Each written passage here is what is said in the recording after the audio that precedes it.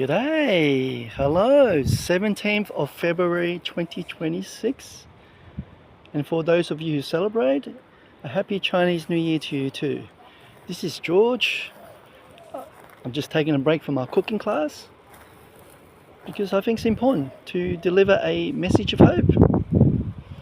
Alright, so today I'm going to talk about using the wealth to serve God's purposes without making money your master. So 100% possible. Alright, wealth can look like a scorecard, but it's meant to be a tool.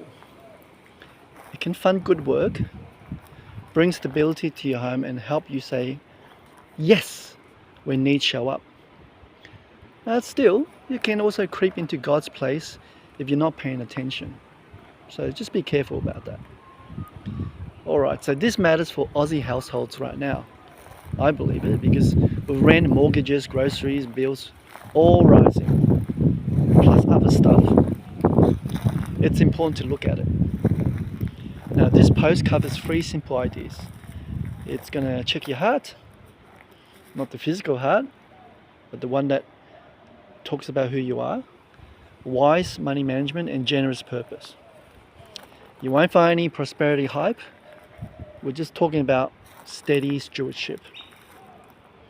Alright, so let's start with the heart, okay? Because wealth is a tool and not a master. That's something I want you to understand. Money does useful things. It definitely buys you time, solves problems, a lot of problems, and gives you options. Yet it also asks for loyalty. Now scripture warns that you can't give your full service to God while also serving money. Right? It talks about you can't be master of one and not the other. So one always wins. I do think the wealth makes a good servant, but a terrible lord of you. Terrible master. Perhaps you can begin to start with a clear question. Yeah, what am I chasing right now? Is it comfort, status, security, or obedience? Now watch for comparison. Watch my step because I'm going through the stairs. Now it's hard to be content if you keep measuring your life against someone else who's highlights, it's got fantastic lifestyle on their Instagram reels, for instance. And contentment doesn't block ambition, it just keeps it clean. Now you need to spot the warning signs of money becoming an idol. You look for patterns like these, okay? You're going to have constant worry about money, even when things are okay. Okay? You've got hidden spending. Because honestly, this spending feels risky. Okay? You have envy. When others upgrade, oh boy, they go traveling, they start showing how much they're growing their nest eggs. That's okay, I guess. Yeah. Alright? Now giving only when you feel safe. So generosity never stretches faith. Alright? So you've got to look after yourself, because if you can't, you'll be a burden on other people. Fear and guilt can freeze good choices, so be wary of that. Here's some simple guardrails, alright? So we're talking about spending limits, giving plan, accountability. Okay, you got to keep decisions calm and steady. I suggest you choose contentment, so generosity stays joyful. Look towards gratitude, because gratitude turns never enough into enough for today. It's true. Yeah, give that a try. That shift makes room to give, and even in tight seasons. For example, choosing a simpler car can free cash for saving, giving, and family goals. So you don't always have to buy a brand new car, right? Choice is up to you, really. It's not punishment, it's just margin you need to build. Speaking of margin, so we build margin through wise stewardship. So of course you can give on purpose. But be careful, because if cutting costs fix stress, every strict budget would bring peace. So be careful that you're going to go too extreme. Now stress often stays because habits stay. You start with value-based budgeting, then you back it with a simple system. Okay? Build on your starter emergency fund. work on your debt reduction, and think about steady investing. So the margin I talked about is the gap between income and spending. It's your breathing room. It helps when your car registration hits, when your power bill jumps, and boy has it been for the last 12 months at least, or the kids says, hey, I need new shoes to join a sports club. It also gives freedom to help others without panic, and that's a noble thing to do. Okay, now the wealth, you can use it to pay off consumer debt and protect your household first. So get in the habit, you track your spending, you stop new debt, and you build a small buffer, bit by bit.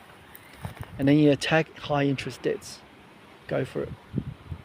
Keep it simple, because serving others includes caring for your family's needs, and you need wisdom. Okay? Consider investing and plan for the long term with a clear conscience. Now, one concept I haven't talked before, but I'll just briefly say it. Long-term planning can support future generosity. It also reduces burden on others later. Yes, it does. Retirement and legacy planning fits stewardship as long as you avoid quick win, chasing or gambling style habits, destructive habits like gambling. Okay? Please put wealth to work for God's purposes in every way and every day that you can. Alright? Because serving God with wealth doesn't require big income. It really doesn't. And I'm going to testify for that. It just needs willing hands and clear intent. So start with practical lanes like giving, hospitality, crisis help, mission and local ministry. And you give ethical work and teach your kids about stewardship. I talked about tracking. Tracking giving can matter more than tracking status. So that's a different side of tracking. It shows you what you value week after week. Alright. So the giving bit, you give wisdom, but you plan for giving like any other goal. Perhaps you can set a percentage or set amount, and then keep a small flexible bucket for needs that pops up whenever you need it. Now you check your motives and do basic due diligence. I say that because some people give because they just want to show off. That's not you, right? Remember the widow's offering that Jesus talked about in the parable? It reminds us that God weighs the heart and not the headline amount. Sorry, I didn't think it was a parable. Maybe it was a true thing that God said. Now God notices faithfulness, even when the figures look small. This is the God we serve, right? Now use your influence, time and skills alongside your dollars. Yes, because wealth includes your skills, your networks, and who can you access to, what resources you've got. Plan, maybe even start small, like you offer a meal, share a job lead. I've done that before many times. Mentor someone on budgeting or volunteering your trade. Good worthy causes. And if you employ people, you pay fair wages and treat staff well, which is really the minimum you should do, okay? Now these choices preach without being noisy. Alright, I'm about to wrap up. So you might wonder, okay, you talk so much, George. Where do I start? Okay, well, you start your week with faith and money. Let's keep it simple, right? Okay, so just do one of your heart checks in your prayers. What you value in your heart. What kind of things do you think you can serve God? Okay, so start with that. And then you plan one act of generosity you can repeat. Just small steps, stack it up, and then they keep wealth in its right place. Alright then, I better get back to my class. Thanks for coming along with me. I'll see you on the next one. Bye bye.